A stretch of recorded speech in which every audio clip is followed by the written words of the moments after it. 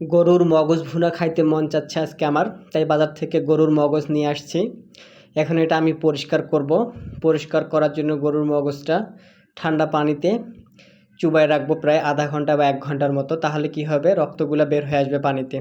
এখন আমি গরম কড়াইতে গরম তেল গরম করে নিয়ে এলাচ, দারুচিনি, লবঙ্গ, তেজপাতা ভেজে নেব। ভেজে নিয়ে আমি কিছুক্ষণ পর দিয়ে দেব মরিচ বাটা, আদা বাটা, রসুন বাটা দিয়ে আমি তেলে ভাজবো এগুলোকে। ভেজে আমি যেটা করব, হালকা 1 কাপ বা আধা কাপ পানি দিয়ে দেব। পানি দেওয়া হয়ে গেলে কিছুক্ষণ আমি জাল দিয়ে দেব।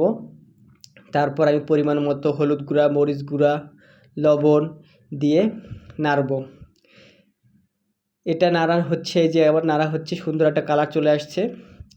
এখন আমি এখানে দিয়ে দেব মগজগুলা, দিয়ে নাড়ব সুন্দর করে, যেন মশলাগুলা মগজের ভিতরে সুষমভাবে ঢুকে যায় সব দিক দিয়ে।